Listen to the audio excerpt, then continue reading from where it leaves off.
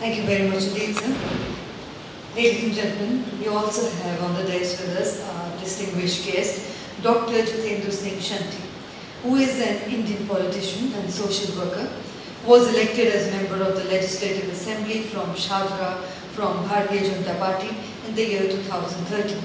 He is the founder of Shaheed Bhagat Singh Seva Dal, an NGO that helps to cremate unclaimed bodies and immerse the ashes as guided by the Hindu and Sikh religion, and he did a lot of social service during the COVID pandemic. He is also a recipient of a Padma Shri Award.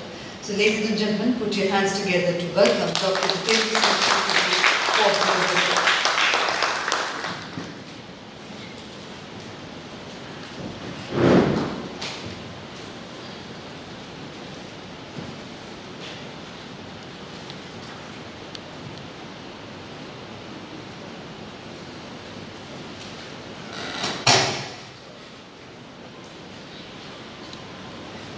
Respected Ambassador Dr. Soni ji, Dhirendra Pratap ji, Professor K.S. Rana ji, S.S. Bakri ji, सम्मानित मंच, मुझे तो लग रहा है कि पूरे हिंदुस्तान के कोने कोने से शहद अलग अलग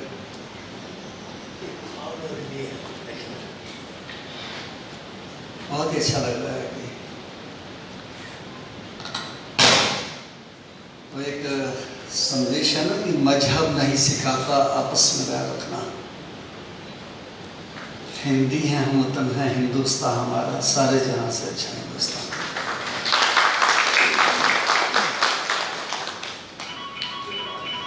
कुछ बातें हम बचपन से सुनते रहते हैं, स्कूल में भी सुनते हैं, अपने धर्म में भी सुनते हैं, किताबों में भी पढ़ते हैं, फिल्मों में भी देखते हैं, लेकिन प्रैक्टिकली सामने नहीं आती है। जैसे धर्मनिरपेक्षता, सेकुलरिज्म क्या होता है, सुनते हैं बस, उसके ऊपर चलते नहीं हैं। एक बात और भी सुनते थे बचपन से कि कोई किसी के काम नहीं आता। गुरबानी में जगह जगह लिखा था, जगत में झूठी देखी प्रीत, अपने सुख स्यों ही सब लागे, क्या दारा क्या मीत। लेकिन अभी दिखा दिया कोरोना ने सबको, अपने पराये की पहचान हो गई। लेकिन देखा क्या हमने कि सारे एक्सपीरियंस,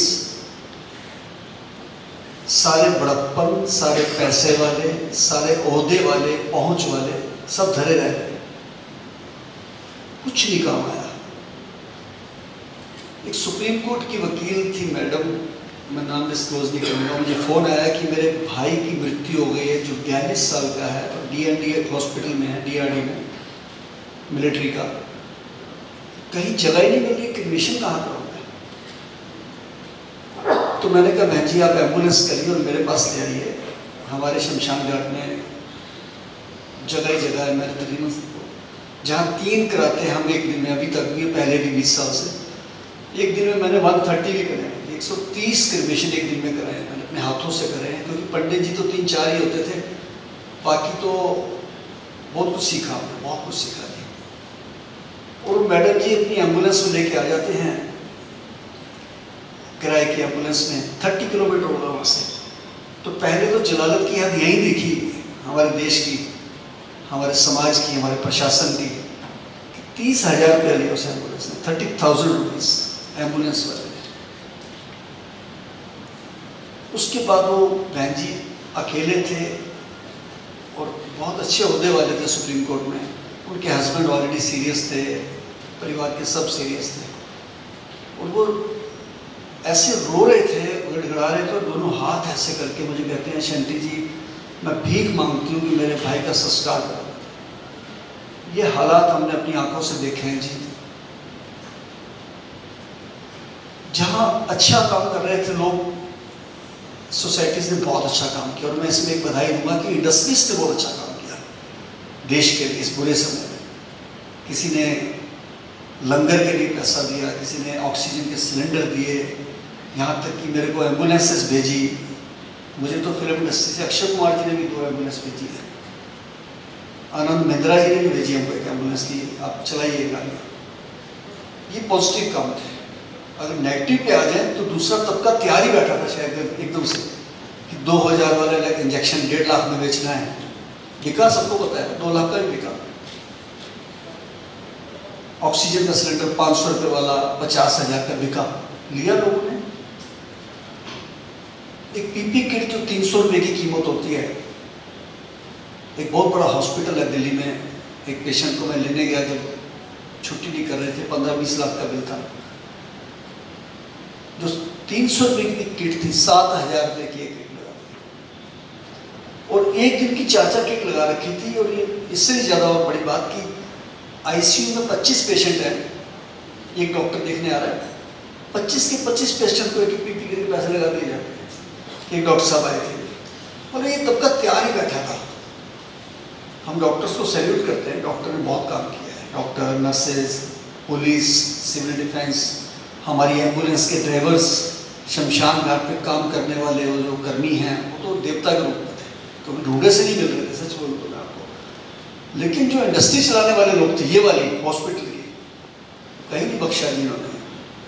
मैंने तो आवाज़ उठाई इस बात की, बहुत सोशल मीडिया पे डाला, मेरा एक ही वीडियो 14 मिलियन गया था इस बात के ऊपर। जब मैंने एक हॉस्पिटल से डेड बॉडी ली, मैंने कहा जी दीपावली पे एक मिठाई के डब्बा तोल दे दो मिठाई के साथ, उसको जेल भेज। और ये जिंदा लोगों को मार के 15-15 लाख रुपए मांग रहे हैं, इनको भेजिए ना जेल आप। पूरा देश इस समय पूरे सकते में है, देश इसमें बड़ी कठिनाई में है, बुरा समय है। गरीब से गरीब आदमी भी पड़ोसी की मदद करना चाह रहा है, कोई दूध दे रहा है, कोई राशन दे रहा है, कोई राहगीरों को चप्पल दे रहा है, जितनी हैसियत थी, कोई कपड़े दे रहा है, हम संस्कार कर रहे थे, एम्बुलेंस दे रहे थे। लेकिन दूसरी तरफ वो तबके तैयार ही बैठे थे जी लूटने के लिए, खसोटने के लिए। और यहाँ तक कि जो मैंने बात बोली ना कि जगत में झूठी देखी प्रीत, घर वालों ने भी हाथ में लगाया जी। हमारे पास 10 से लेकर 40 तक डेड बॉडीज रोज ऐसी आती थी जो कहते थे कि भाई साहब ले जाइए घर से आके, हम नहीं जा सकते क्योंकि हमको भी कोविड है। कई जगह तो जेन्युइन केस था और कई तो बिल्कुल ठीक ठाक थे जी। वो यही कहते थे जी वो पड़ी है बॉडी, आप पैक करिए और ले जाइए। क्योंकि मेरे पास ऐसे स्पेशलिस्ट बच्चे थे जो फटाफट बॉडी पैक कर लेते थे, सैनिटाइज करा के, मैं खुद लग जाता था और ला के फिर क्रिमेशन भी करना, फिर उसकी एशेज भी डिस्ट्रॉय करनी। लेकिन बहुत कुछ देखा जी। और इस मुश्किल घड़ी के बाद मुझे लगता है कि आज 1.5-2 साल के बाद हम सब ऐसे इकट्ठे होकर बैठ रहे हैं और बड़ा अच्छा लग रहा है। और सच बोलूँ तो मुझे तो मैटर भी नहीं पता था जब बुलाने आए, तो मैंने कहा मेरा टॉपिक थोड़ा हटके है, मैं तो जहाँ भी जाता हूँ, चाहे मैं मंदिर में जाऊँ, चाहे गुरुद्वारे में, चाहे मस्जिद में, एक ही बात बोलता हूँ, कभी तुमने बहुत पत्थर लगा लिया गुरुद्वारों में, बहुत सोना चढ़ा लिया, लेकिन कोविड में जिस चीज़ की जरूरत पड़ी ना वो इकट्ठे करो आप। लाइट नहीं आती, हम लोग घर में इन्वर्टर रखते हैं ना जी, पानी अच्छा नहीं होता, आरओ लगाते हैं ना जी, सिक्योरिटी के लिए सीसीटीवी कैमरे लगाते हैं। तो अब तैयार हो जाइए, अगर तीसरी लहर आती है तो क्यों ना हम एक घर के अंदर एक कंसंट्रेटर रख लें, एक ऑक्सीजन का सिलेंडर रख लें। कितने का है? 10-12 हज़ार रुपये का, मौके पर तो 50 का भी नहीं मिलेगा। और कम्युनिटी बेस्ड कोई मंदिर, कोई मस्जिद, कोई गुरुद्वारा, कोई क्लब, कोई एसोसिएशन क्यों नहीं एक एम्बुलेंस बना सकती? 8 लाख 10 लाख की एम्बुलेंस मौके पे तो आपने एक दिन के 10-10 50-50 हज़ार रुपये दिए ना जी। एक खबर बड़ी चली थी सोशल मीडिया पे कि नोएडा से एक पेशेंट वाराणसी गया आईसीयू वैन में, 5 लाख रुपया। उन्होंने बिल भी छापा, बिल को भी उसमें फेसबुक में डाला गया। एक दिल्ली का एक पेशेंट गया लुधियाना 1,70,000 रुपये में, और दिल्ली टू दिल्ली 30,000 वाले तो मैंने बीसीओ केस देखे हैं। तो क्यों ना हम तैयार हो जाएं, ऐसा अगर समय आता है, ईश्वर ना करे ऐसा है, तो मुझे लगता है कि हम सबको इसी मैटर के ऊपर आने वाले समय में हमारा सब पैसा धरा रहेगा। बहुत बड़े बड़े पैसे वाले जो कह रहे थे ना कि हम ऐसे खरीद लेंगे, बेड खरीद लेंगे जाके, किसी भाव में नहीं मिला जी, अपने अपनों को हाथ में लगा रहे थे। इसलिए मेरा टॉपिक यही है और मैं आपसे गुजारिश करता हूँ, आप जिस भी फील्ड में हैं, जिस भी इंडस्ट्री में हैं, और हमारे बीच में तो इतने बड़े बड़े लोग आए हुए हैं, प्रोफेसर साहब, एम्बेसडर साहब, मुझे लगता है कि हमारा कहा शायद ना सुने, लेकिन इन लोगों का कहा तो दुनिया जब बड़ी जल्दी सुनती है। इन लोगों की ज्ञानी इतना, मैं अभी सुन रहा था साहब जब आए तो इन्होंने 1972 में एक बुक लिखी है। तो ऐसे लोगों का कहा, ऐसे लोगों का लिखा हुआ पढ़ते हैं लोग जी। अभी अम्बेसडर साहब शहीद भगत सिंह की बात कर रहे थे। हमारी संस्था का नाम शहीद भगत सिंह सेवा दल है। मैं जब शमशान घाट में काम करता था 18 घंटे, तो मुझे बहुत लोगों के फ़ोन आते थे, कहते शंटी जी चले जाओगे, मुझे लगता है मर जाओगे, ऐसे ही कहते थे, क्या कर रहे हैं आप? तो मैं जवाब देता था, मैं कहता था 23 साल में भगत सिंह भी तो गया, दुनिया याद कर रही है। आज वोटिंग करा लीजिए आप, पूरे विश्व में वोटिंग करा लीजिए, किसी भी नेता का नाम लिख दीजिए और फिर भगत सिंह का लिख दीजिए, देख लीजिए वोट किसको ज़्यादा पड़ती है, याद किसको करते हैं लोग। मैंने कहा हम उनके फॉलोअर हैं। उन्होंने एक ही बात कही थी कि दम निकले इस देश की खातिर, बस इतना, हमें कुछ नहीं होने वाला, लेकिन हम उससे थीम को लेके चल रहे हैं, उसके हमारे आइडियल वही है। और दूसरी बात मैं कहता था, यार घरों में जो बैठे सारे वही तो मर रहे हैं। हमारे में आप बहुत बड़ी बात बता रहा हूँ आपको दिल्ली में, क्योंकि मैं जहाँ मेरा क्रिमिशन ग्राउंड था, मेरे ठीक पीछे क्लस्टर था जहाँ पे 10,000 लोग रहते थे, एक नहीं गया था उसमें, एक डेथ नहीं हुई। मरे कौन? जिनको कोई ना कोई साइड इफेक्ट लगा थे, कोई एसी में रहते थे, किसी को डायबिटिक है, हार्ट की बीमारी है, सांस की बीमारी है, अलग अलग डिफरेंट लंग्स की बीमारी है, सब चले गए थे। तो मैंने कहा था हमारे को मौत लिखी है ना, तो जहाँ हम 24 साल से काम कर रहे हैं, हम शमशान घाट पर मरने को तैयार है, घर बैठ कर मरने को तैयार नहीं है। अगर सारे घर बैठ जाएंगे तो काम कैसे होगा जी? डॉक्टर भी घर बैठ जाए, पुलिस भी घर बैठ जाए, एम्बुलेंस का ड्राइवर भी बैठ जाए, तो देश कैसे चलेगा? जब लड़ाई लड़ती है, मेरा जब एक ड्राइवर मरा, पहली लहर में मेरा एक ड्राइवर का डेथ हुआ सर, हम भी सब बहुत, पहला वाला लहर में बहुत सीरियस हो गए थे। तो जब ड्राइवर मेरा डेथ किया तो बाकी ड्राइवर घबरा गए, 16-17 ड्राइवर इकट्ठे हो गए। तो मैंने एक बात बोला, मैंने कहा हमारा लड़ाई हो रहा है 2 कंट्री में, सामने वाले ने गोली मारा है, हमारा एक शहीद हो गया फौजी, तो क्या हमें भागना चाहिए या लड़ना चाहिए? वो कहते थे अभी तो लड़ना चाहिए, उसको मारना है अभी तो मैंने कहा हमने कोविड को मारना है, लड़के मारना है, सबको आगे चलो, और हम लड़े। 4,000 डेड बॉडी तो हो गया, हमें पता भी नहीं लगा। और मुझे इस बात का फख्र है कि हमारे देश के राष्ट्रपति जी ने मुझे खुद नॉमिनेट किया उसके लिए, पद्मश्री के लिए, मैं उनका थैंक्स करता हूँ। और फ्रेंच यूनिवर्सिटी ने मुझे जो डॉक्टरेट दिया, मुझे बुलाया, मैंने एक ही बात बोली, मैंने कहा कि मैंने नहीं कुछ किया, मेरे जो ये ड्राइवर है ना जी, जो बेचारे अपने बच्चे छोड़ के लाशें उठा रहे थे, इन्होंने बहुत बड़ा काम किया। तो मैं आप सबको यही सलाह दूंगा कि आप अपना कारोबार करते हुए जिस भी देश से आए, प्रदेश से आए, आप समाज का जो ध्यान दीजिए, अपनी कमाई का 5वां हिस्सा, 5% सिर्फ हम सोच के चले। मैं ये नहीं कहूँगा अपने धर्म में मत लगाएं, लेकिन ये भी जरूरी है। अपने कोरोना ने हमें सिखा दिया कि अपना हाथ जगन्नाथ हमको करना है, अपने लिए करना है, किसी प्रशासन को गाली भी नहीं देनी है हमने।